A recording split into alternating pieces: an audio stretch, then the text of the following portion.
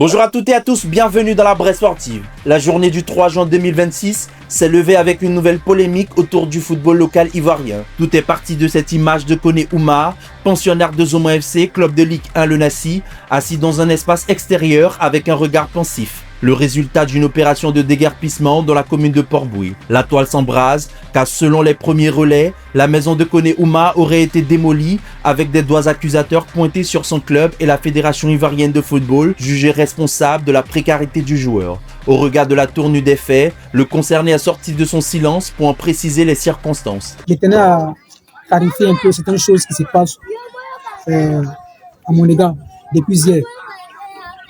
Vu la photo que j'ai publiée concernant le déguerpissement de notre quartier. Ce n'est pas ma maison qui a été cassée. Voilà, c'est la maison de ma maman qui a été cassée. Voilà. Donc si j'ai publié la photo, ce n'est pas pour nuire au championnat ivoirien ou à nuire à mon club, non. Joint par téléphone, Koné Ouma a dégagé toute responsabilité de Zoma FC qui n'a pas été informé de la situation et qui ne lui doit aucun arriéré de salaire au niveau contractuel. Victime d'une déchirure de grade 2 à la jambe droite, Evan Ndika continue d'inquiéter sur sa capacité à tenir son rang chez les éléphants à l'approche de la Coupe du Monde 2026. Interrogé en conférence de presse avant le match amical face à la France, Emerse Faé s'est montré toutefois optimiste sur le cas Ndika.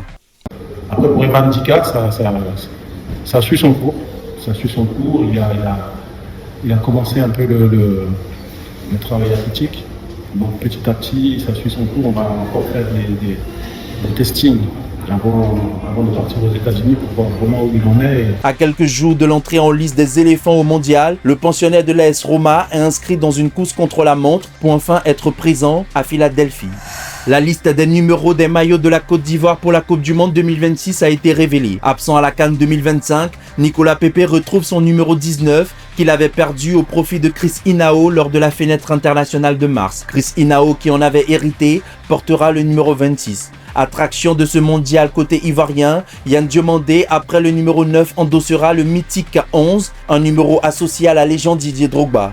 Quant au numéro 9, il sera au dos de la découverte Yohan Boni. Le numéro 12 est celui que portait Wilfried Bony, dernier buteur ivoirien à une Coupe du Monde. Il sera le lot du très attendu Eli Wahi. La sélection ivoirienne U23 a signé son premier succès au tournoi Maurice Révelo en dominant le Venezuela 3-1. Les buts ivoiriens ont été inscrits par Jocelyn Tabi, 35e, Ezi Doué, 84e et Draman Kamagaté dans le temps additionnel. Avec 4 points au compteur, la Côte d'Ivoire s'empare provisoirement de la tête de la poule B.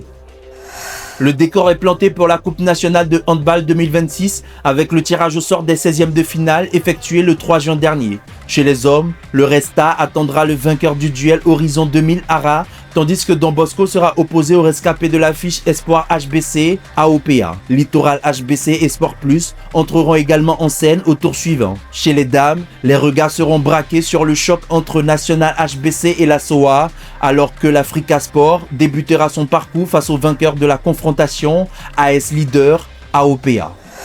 Le Sofitel Hôtel Ivoire a accueilli, jeudi 28 mai 2026, la première édition du Salon ivoirien des sports scolaires et universitaires, une initiative portée par l'Office ivoirien des sports scolaires et universitaires OASU. L'événement a réuni les principaux acteurs du sport, notamment le ministre des Sports Adjessi Lasmech, de l'éducation et du secteur privé autour des enjeux du développement sportif national. Placé sous le thème tous mobilisés pour le rayonnement du sport scolaire et universitaire au service d'une grande Côte d'Ivoire, cette rencontre a mis en lumière le rôle du sport comme outil d'éducation, de cohésion sociale et de détection des futurs talents. Le ministre des Sports a notamment appelé à une mobilisation accrue des partenaires afin de renforcer durablement le sport scolaire et universitaire. Un penseur ivoirien assis dans sa douche a dit « Chaque pause n'est pas une faiblesse. C'est une étape vers une version plus forte de toi-même. Récupère aujourd'hui et reviens plus fort demain. » À bon entendeur, salut!